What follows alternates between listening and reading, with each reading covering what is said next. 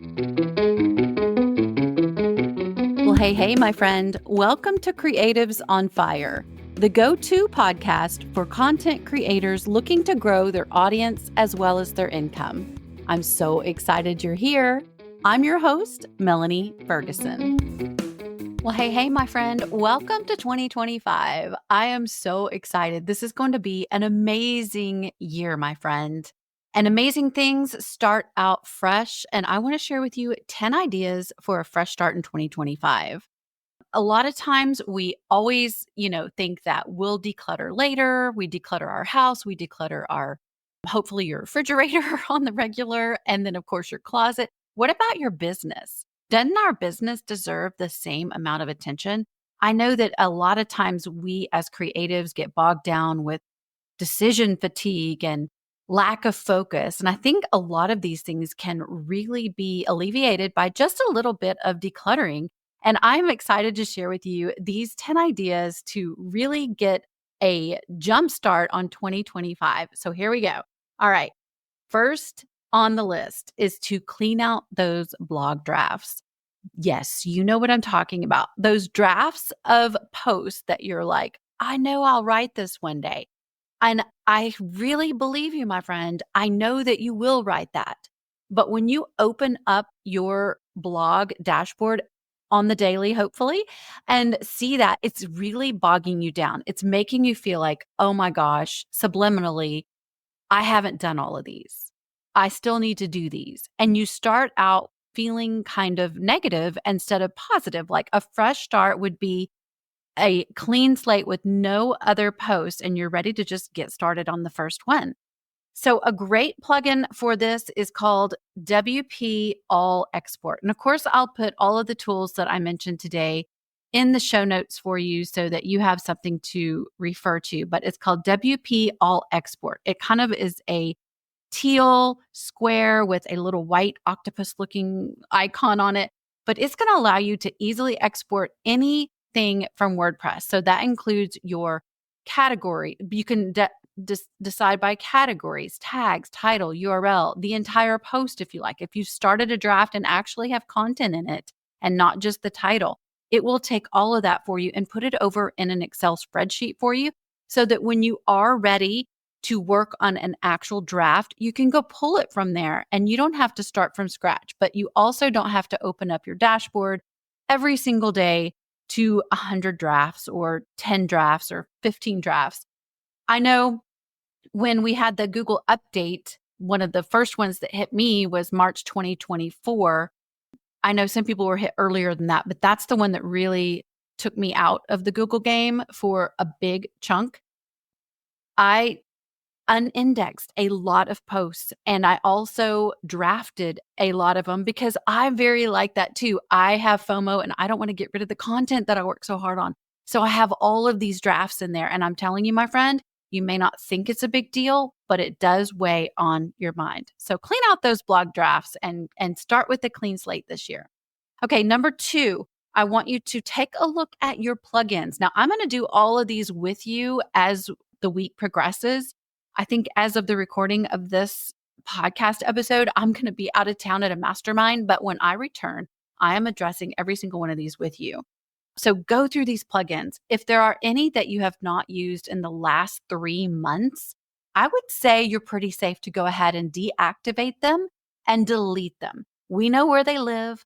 We know where we can find them again. If it makes you feel better, you can make a little spreadsheet or an email to yourself that says the plugins that you deleted that you may need another time. But there are so many that we don't use on the regular, and it's going to affect our page speed to have a bunch of plugins that we don't need on our site. And this year, 2025, is going to be the year that page speed is going to matter because there is going to be so many options for people to get answers to their questions. You don't want one of the reasons they don't look to you is because it's too clunky, it's too cluttered, there's too long of a wait to get the answer. So page speed is important and removing these plugins is going to be super helpful. Number 3, I want you to go through and update any blog posts, titles that start with the year that start with last year, like 2024.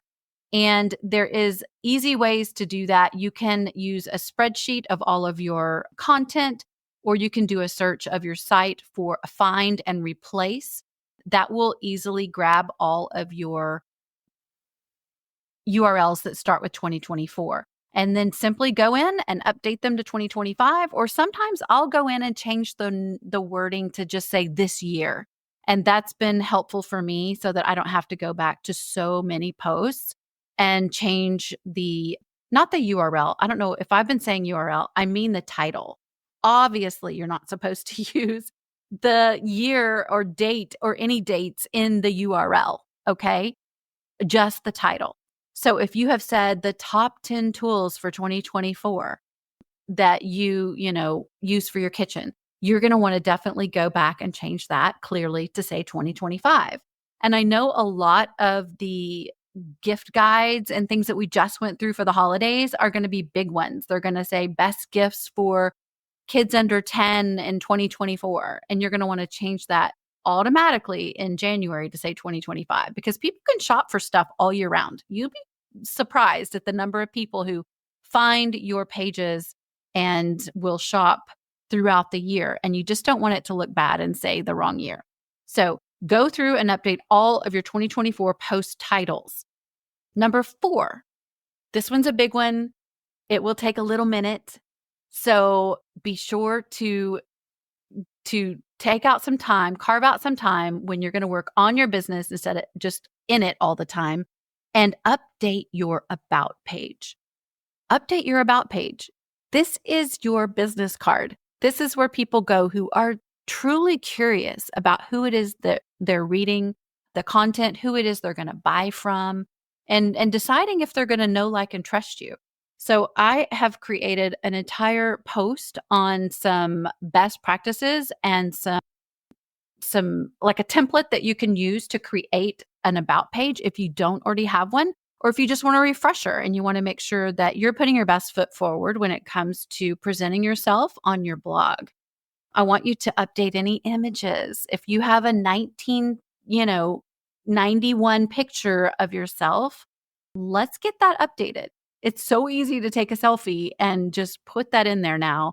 If you want it to look professional, definitely get professional headshots. But I think nowadays you can pretty much get by with doing it yourself as long as you take the time to do it right.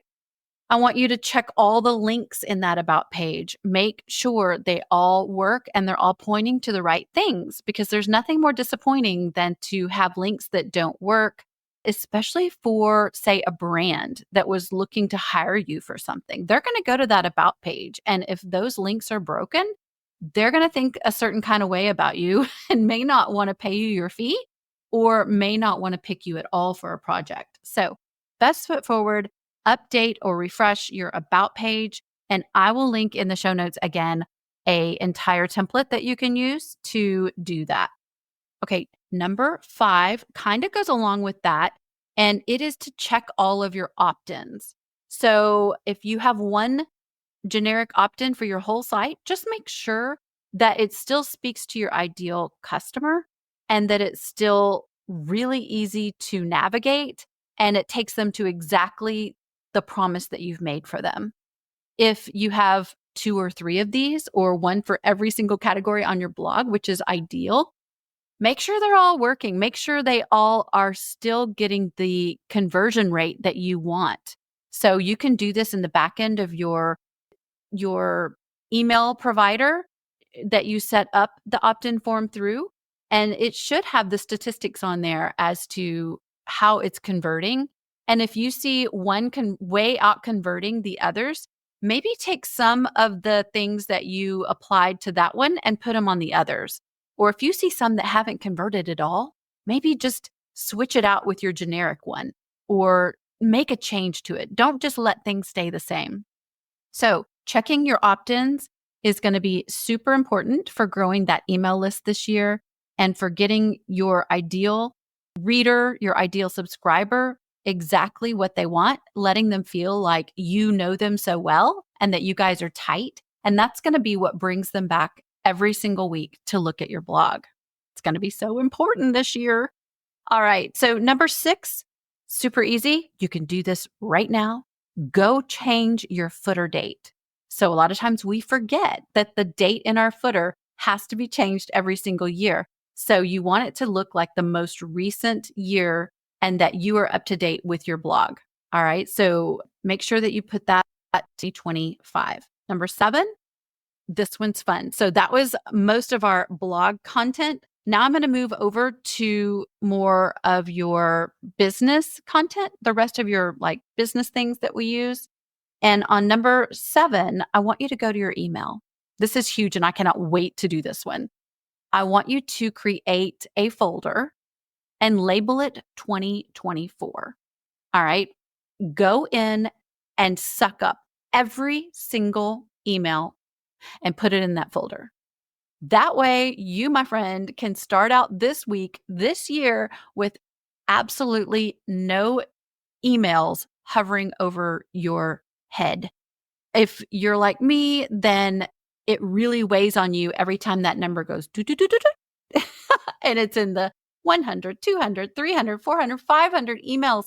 It's very overwhelming and can really affect your ability to be productive because the more you look at that, the more you think, oh my gosh, I'm a stinking failure. There's so many of them. How am I ever going to get through all of these? Is this even important? Is this a good use of my time? How long will it take me? I know that I personally have sat for hours before just going through them because you don't want to miss an email from a brand. You don't want to miss something important. But putting them all in one folder out of sight will allow you to take that time when you have that time to go over there and actually address them. It's not to set it and forget it. You're not going to just put it in 2024 and call it the folder of doom. You will need to set time aside like you were going to before and go through them. However, it won't be staring you in the face every single day when you open up your email.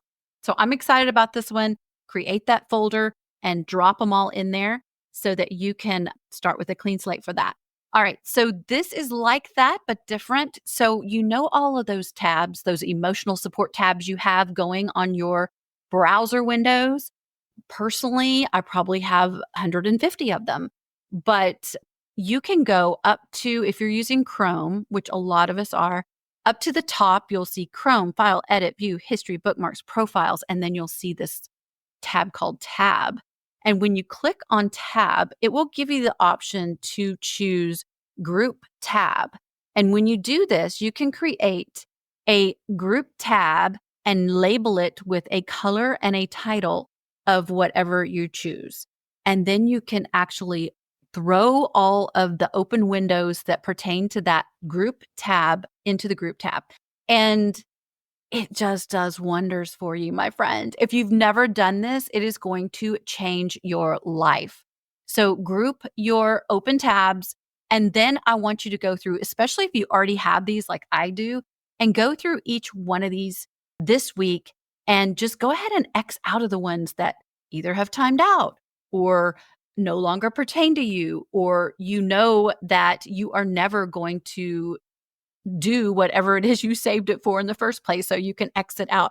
And that's going to save you a lot of memory on your computer, and your computer's going to run a lot faster, creating a lot less frustration on the daily.